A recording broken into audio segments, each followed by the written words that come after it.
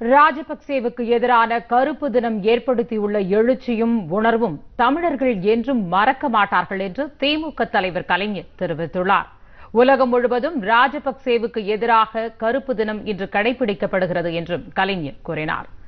இலங்கையில் கொடூரமான இனப்படுகொலை நிகழ்ச்சி திமுக தலைவர் கலைஞரின் கோரிக்கையை ஏற்று விடுதலை சிறுத்தைகள் கட்சியினரும் திராவிட இயக்க தமிழர் பேரவை இயக்கத்தினரும் இன்று கருப்பு ஆடை அணிந்தும் தங்கள் அலுவலகங்கள் இல்லங்களில் கருப்பு கொடியேற்றியும் கருப்பு தினம் கடைபிடித்தனர்.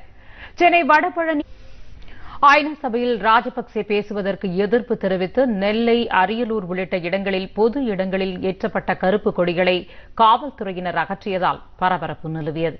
காவல்துறையினரின் போக்கு ராஜபக்சேவுக்கு ஆதரவாக உள்ளதென்று திமுகவினர் மட்டுமன்றி பொதுமக்களும் கொந்தளிப்போடு குற்றம் சாட்டினர்.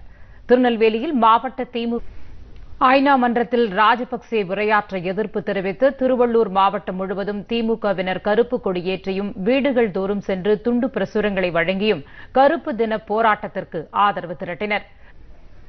மனித உரிமை மீறல் புகாரில் போர்க்குற்றவாளியாக அறிவிக்கப்பட்ட இலங்கை அதிபர் ராஜபக்சே ஐநா மன்றத்தில் உரையாற்ற அனுமதித்ததை கண்டித்து திமுக தலைமையிலான டெஸ்ஸோ விடுத்த அழைப்பை ஏற்று மாவட்டங்களிலும் தமிழ் உணர்வாளர்கள் வீடுகளில் கருப்பு கொடி ஏற்றியும் கருப்பு சட்டை மற்றும் சின்னங்கள் அணிந்தும் தங்களது எதிர்ப்பை பதிவு செய்தனர்.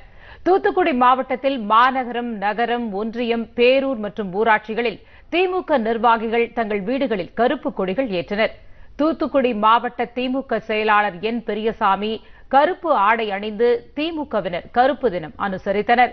ராஜபக்சே உரையாற்றுவதற்கு தென்கொரியாவில் நடைபெற்று வரும் ஆசிய படகு போட்டியில் இந்திய வீரர் ஸ்வரன் சிங் வெண்கலப் பதக்கம் வென்றார். இது தவிர ஆண்கள் அணி பிரிவிலும் ஒரு வெண்கலப் பதக்கம் கிடைத்துள்ளது. இதன் மூலம் படகு பிரிவில் இந்தியாவிற்கு 3 வெண்கலப் பதக்கங்கள் கிடைத்துள்ளன.